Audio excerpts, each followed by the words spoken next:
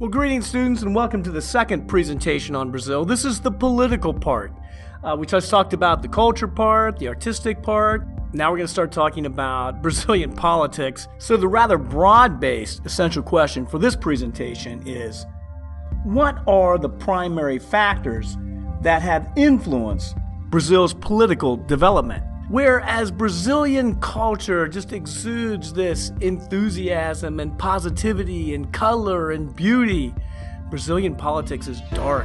It is a history that is plagued by corruption and authoritarianism and revolution and coups d'etats and suppression of rights. The Portuguese came to Brazil in 1500. They did not find the spectacular civilizations like the Spaniards found in Mexico or Peru. Instead, what they found was nomadic tribes that inhabited no monumental settlements. Unfortunately, there is virtually no original sources to learn about these ancient civilizations. The story of Brazil as a colony is one of sugar, it's one of slaves, and it's one of cultural isolation.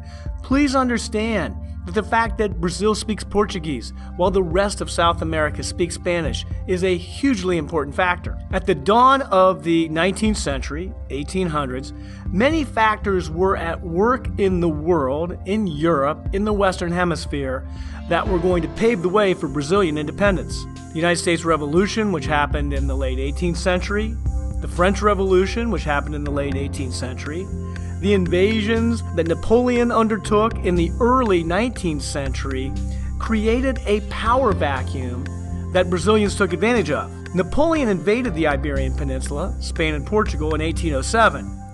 This created a situation where Brazil was really left by itself. The regent to the Portuguese throne, Dom Pedro I, took advantage of the situation. He was residing in Brazil at the time. He took advantage of the situation and decided to declare himself the king of Brazil and Brazil independent. So in 1822, Brazil becomes an independent nation in a bloodless fashion. Portugal, which was recovering from Napoleon's invasion, was in no position to resist. From 1822 to 1889, Brazil was a monarchy. At the end of this monarchy, something very momentous occurred. In 1888, 25 years after Lincoln's Emancipation Proclamation, Brazil finally outlawed slavery. And understand today, half the inhabitants of Brazil consider themselves black or of African descent. Now what's interesting is, just like in North America, there is racism in Brazil. That is certainly the case. But Brazil took some steps to alleviate some of the issues that the United States have that are incredibly important, and I'll get to them momentarily. From 1889 to 1930, Brazil was a republic, no monarch, but it was not a high participatory republic. It was a republic that was controlled by wealthy business interests. In 1930, a very important figure by the name of Getulio Vargas arrived on the scene.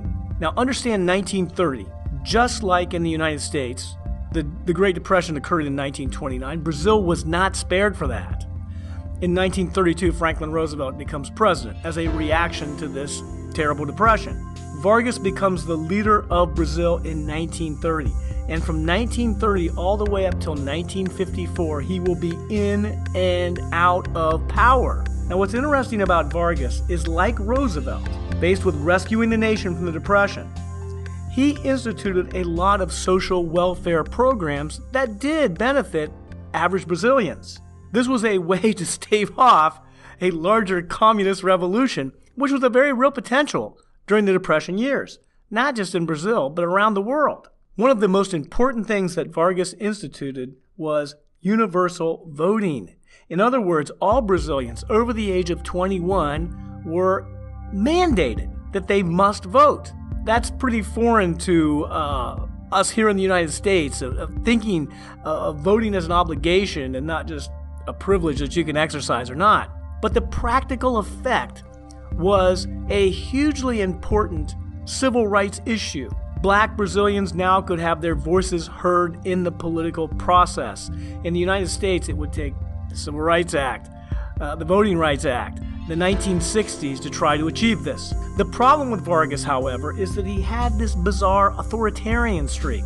Understand that in the 1930s and the 1940s was an era of fascism in Europe.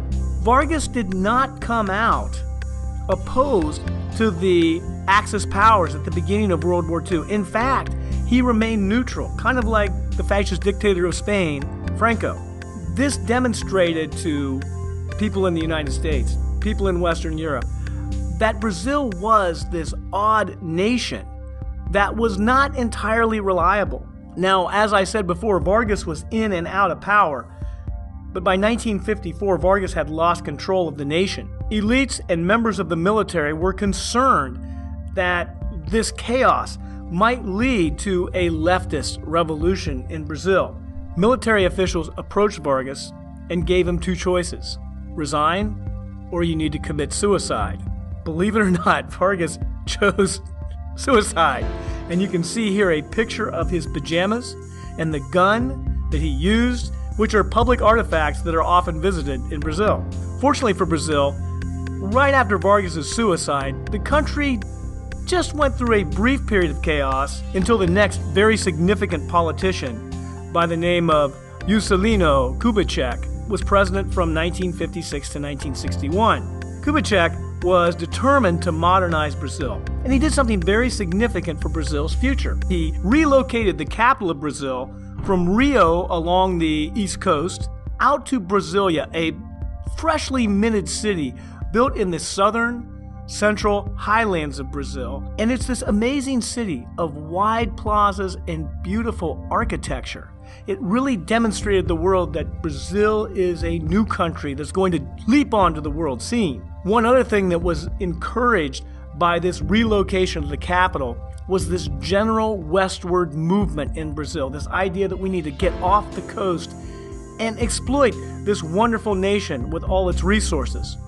Unfortunately, this movement is one of the primary impetuses for destruction of the Amazon rainforest.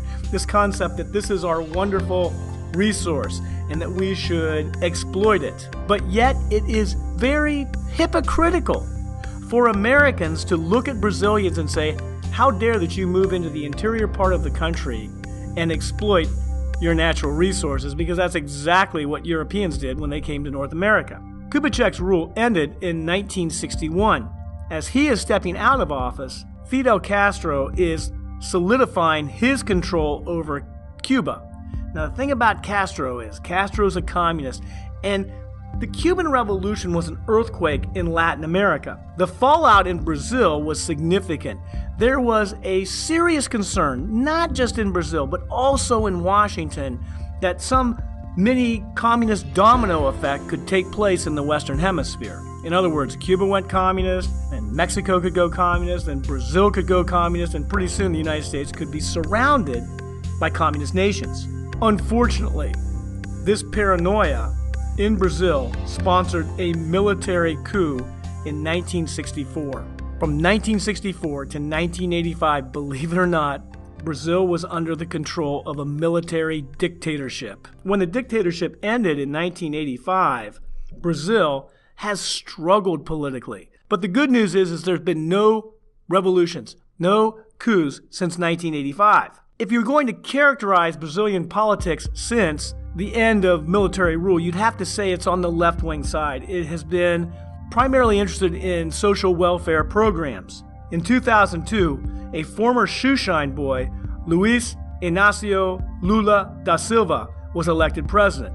He's affectionately called Lula. His objectives were populist. His social welfare programs were popular. But his rule has been plagued by increasing crime and political corruption. Nonetheless, his chosen successor, Dilma Rousseff, the very first woman ever elected leader of Brazil, carried on most of his policies, which again were fairly popular with Brazilians, but her leadership was also plagued with increasing crime rates and political corruption.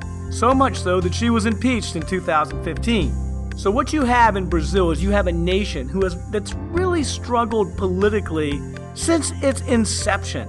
But it is a nation that is destined for greater things.